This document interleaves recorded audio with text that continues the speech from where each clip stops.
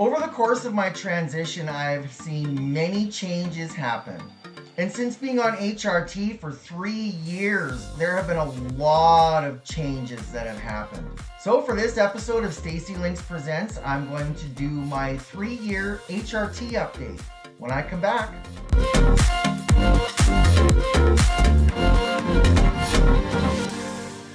Alright, so welcome to my channel. I'm Stacy, and in this episode, I'm going to do my 3-year HRT update. I'm going to start out with a brief history of my transition, and then I will go into details of the last year's worth of changes that I've experienced. But before I get started, what I'll get you to do, if you're new to this channel and you're a transgender person or otherwise a member of the LGBTQIA+ community, make sure you go down below in this video and look for the subscribe button. Make sure it's gray. If it's red, click on it and you'll be subscribed to my channel.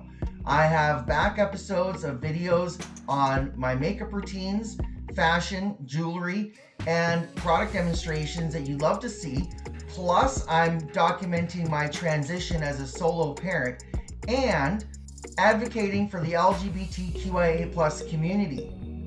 Also, if you're not following me on social media, make sure you check the description below in this video for my social media links for my Instagram, Facebook, and TikTok pages, and make sure you follow me on those platforms. So I officially started HRT January 13th, 2022. Before that, I was taking phytoestrogen supplements. I have a video where I talk about phytoestrogen and compare it to natural estrogen. First thing I noticed right off the hop was extreme euphoria. Started at 2 milligrams, and that was definitely more estradiol than the isoflavones I was getting from the phytoestrogen. My testosterone had already been in full suppression on my baseline after 9 days of starting HRT. My testosterone was measured at 1.8 nanomoles per liter, and anything below 2.5 is considered fully suppressed.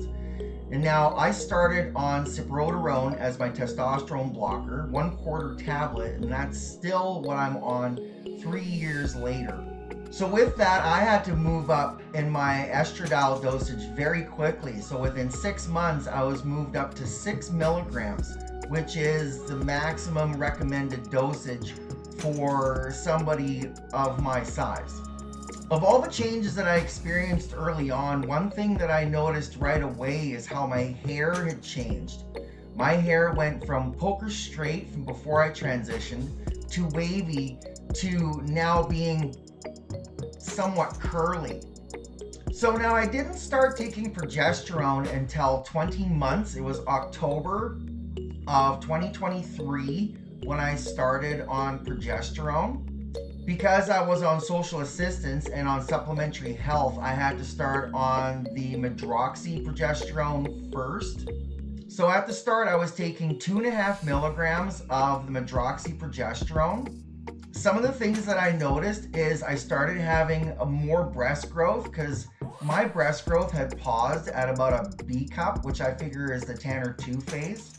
And taking progesterone is supposed to advance that development. I will talk about that a little bit later in this episode. I noticed some body changes start happening after a few months. My face started to fill out. One thing I ended up experiencing fairly early on taking progesterone was lucid dreams. Now there are 2 in particular that I still remember, and this is over a year ago that I had these dreams, and I still remember most of one and almost all of the other one. And then in December, I started taking duloxetine for depression. And while on duloxetine, I ended up having a couple of fairly erotic dreams. Needless to say, I woke up with a surprise that I haven't had for a long time. So I had a rough time on duloxetine with the side effects that I was experiencing. So in January, when I followed up with my doctor, I asked him to switch me to amitriptyline. Now, amitriptyline I didn't realize at the time, causes an increase in appetite. That October before that, I had experienced an issue in my lower back and right hip. My sciatic nerve and my joints and everything were all cramped up, and I was in pain for days after that, bedridden for 5 days. So throughout the winter, even though last winter was very mild in Saskatchewan, I was unable to get out very much because walking was difficult. I would have to take painkillers in order to be able to even get out of bed and move most days. So it was quite difficult until I started physiotherapy in the spring. I ended up gaining 35 pounds in the first 6 months I was on amitriptyline. So then in July, I had my next follow-up with my HRT doctor, and she told me she wanted to switch both my estradiol and my progesterone. She told me that being on oral estradiol at my age considerably increases my risk of blood clots, which can increase my risk of stroke or heart attack. So my doctor switched my route from oral to patches. On the 7th, I was able to start on the patches.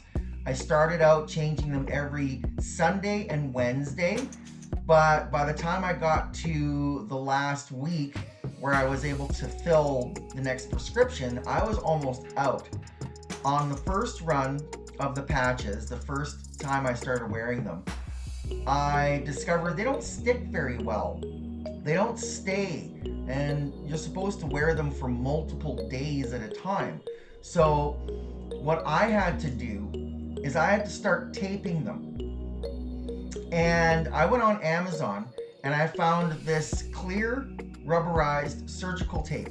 It's got a plastic top protector part, and then it's got paper backing. And what you do is you can measure this out. It's 6 inches wide, and it's got these cut lines here. You can measure it out. I usually measure out about 5 inches in length. You know, you can get 3 squares in an inch. And then I will put the patches one over the other, and then I'll put this tape right over top of them. So because I was continuously shorting myself, I decided to start changing them every 4 days on a reminder schedule. I have an app on my phone called Pillow, and it helps me to keep track of my medication and to remind me when to take it. Like, I take my medications every day, so I don't necessarily need that reminder. It's to change the patches. So these are the packs that the patches come in. There's 1 patch in each, and I have to use 2. They're 100 micrograms, so I need to have 200 micrograms worth of estradiol over 4 days. So that's the total absorption is up to 100 micrograms per patch. And then at the same time, my doctor decided to switch my progesterone from the Medroxy formulation to the micronized version. So transitioning to patches was pretty smooth. I didn't have any emotional reaction to switching routes. Everything seemed to go pretty smoothly. But with the progesterone, I noticed that as soon as I started taking the micronized version, all of the changes started accelerating. Needless to say, it kicked in hard. So, and especially in the last 6 months of being on micronized progesterone, I've noticed a number of accelerated changes, including face changes. I've noticed my cheekbones are getting higher and are puffing out. My bum and my hips have filled out quite a bit, and now my pants fit differently and all my bottoms fit differently now. I also noticed my hands and my nails have changed. My hands have started to get thinner, my fingers are getting thinner, and my nails are growing a lot faster than they used to be. They're still thin and brittle, but the growth is definitely accelerated. And they're starting to get their arch back.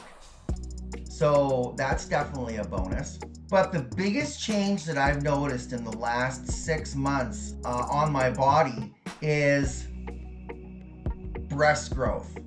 I have seen a considerable amount of breast growth in the last 6 months.